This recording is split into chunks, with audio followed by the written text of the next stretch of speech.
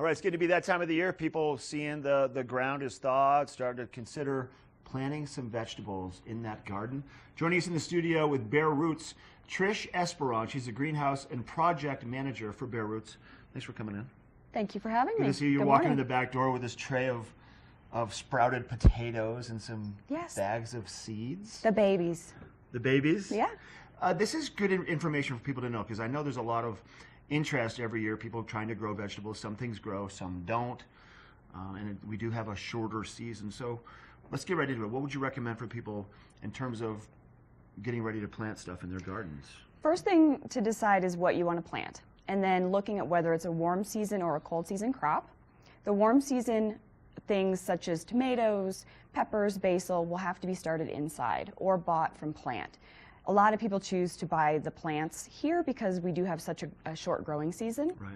If you want to start things outside, spinach, potatoes, kale, anything that is labeled Siberian will do well here. And that's cold season stuff. Those are cold season. So we're still in cold season, right? Like, yes. What is that transition time? When is that? Is that the beginning of May typically? Is it the end of May?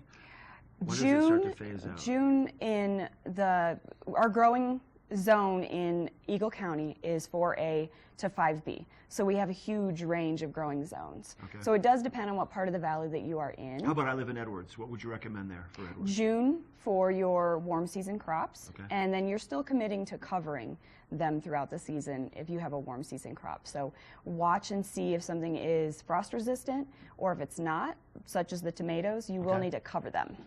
So let's talk about what you brought in, because I was telling you off camera, I have potatoes under my counter once in a while that sprout these little eyes, these little things, but this is not the same.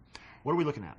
These are seed potatoes, so they have been specifically bred for growing potatoes, which means that they'll produce more, and then they will sprout. But you can take that potato like this and put it in the ground? You can if they're larger. What I do is I cut them in half, and then I roll them in sulfur to make sure that they don't have any diseases, and then I would plant them. But you can grow potatoes around here, no problem. You can. Potatoes do very well. And are these from here, from our grounds, or from our soil in Eagle County? They are not. Okay. These are actually from the Garden Center of Gypsum. They already have theirs in stock.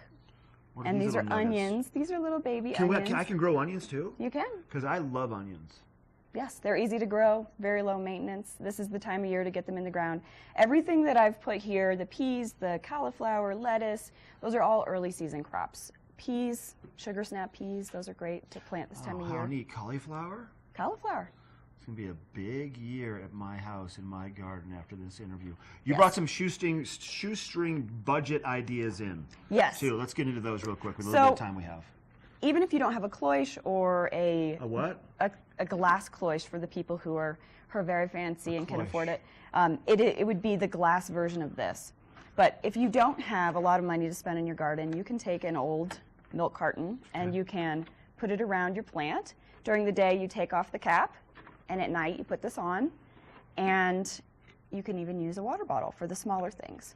So it's a good way to get started. That protects them. It keeps them humid in there too, right? It keeps some moisture in the environment with the sun beating down on it. It does. So if you have a very windy or dry place, this will help keep the moisture in, but it also keeps them from getting frosted at night. So you can keep that on all night long, and that'll work, as opposed to having to cover them with a full blanket or move them indoors.